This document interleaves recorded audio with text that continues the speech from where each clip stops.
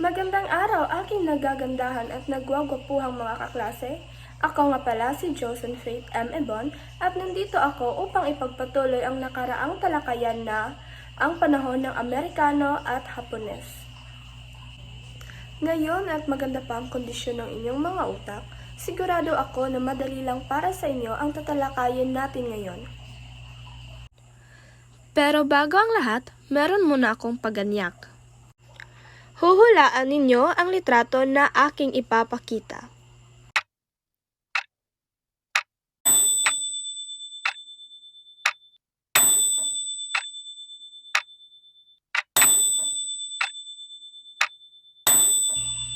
Maraming salamat sa inyong kooperasyon at ngayong handa na kayo sa ating talakayan, simulan na natin.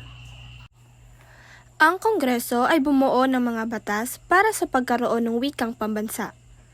Unang natatag ang isang lupon na siyang mag-aaral kung aling wikang katutubo ang pagbabatayan ng wikang pambansa.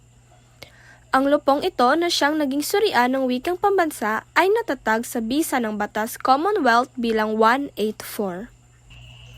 Sa kadahilanan nga na tayong mga Pilipino ay may kanya-kanyang wika na mas nagpapahirap sa kanila na maturuan ang mga mamamayang Pilipino dahil nga hindi sila nagkakaintindihan. Napagdesisyonan ng Kongreso na bumuo ng batas para sa pagkakaroon ng wikang pambansa. Ang Batas Commonwealth bilang 184 ay lumikha ng isang lupon na itinakda na siyang mag-aaral kung aling wikang katutubo ang pagbabatayan ng wikang pambansa.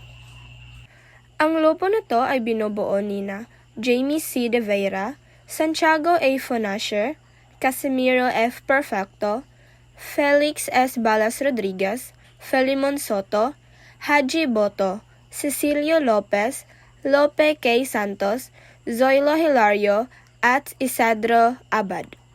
Sila ay nakatanggap ng mga negatibong komento dahil sa resulta ng kanilang pag-aaral. Bakit nga ba Tagalog ang naging batayan ng wikang pambansa? Papaano raw ito napili? Baka daw ay may katagalugan ang lupong na atasang gumawa ng pag-aaral. Ngunit base sa inyong makikita rito, ang mga miyembro ng lupong ito ay hindi lamang mga Tagalog. Makikita natin na may Cebuano, Ilocano, Bicolano, Tausug, Hiligaynon, Pampango at Visaya. Kaya dito natin mapapatunayan na ginawa lang ng lupon ang kanilang tungkulin. Pero paano nga ba nila napagdesisyonan na ang wikang Tagalog ang ating wikang pambansa?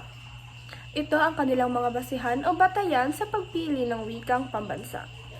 Una, wikang sinasalita at nauunawaan ng maraming Pilipino. Pangalawa, wika na ginagamit ng pinakadakilang panitika Pilipino. Pangatlo, wikang ginagamit sa sentro ng pamahalaan at ng komersyo at edukasyon. At ang wikang Tagalog ang higit na nakatutugon sa mga basihan na ito. Ngayon at alam na nila kung anong wika ang maaaring gamitin ng mga mamamayang Pilipino. Gumawa sila ng kaukulang rekomendasyon sa Pangulong Quezon. Sa pamamagitan ng kautosang tagapagpaganap, BLG 134, ipinag-utos ang pagtuturo ng wikang Tagalog sa pampubliko at pribadong paaralan sa bansa, at gawin ang wikang Tagalog bilang wikang pambansa ng mga Pilipino. Ngunit, hindi nagtapos ang pakikibaka ng mga Pilipino sa panahon ng mga Amerikano dahil sa pangalawang digmaang pandaigdig o World War II. Ayon sa kautosang tagapagpaganap bilang 263 na gumawa ng mga diksyonaryo at agham ng wikang pambansa, ngunit ito ay naapektuhan dahil sa digmaan. Paano nga ba naapektuhan ng World War II ang pagtuturo ng wikang pambansa sa mga Pilipino? Yan ang aabangan ninyo sa susunod na talakayan. Job well done, Taal! Sana'y nadagdagan ang inyong kaalaman sa talakayan na ito. Paalam!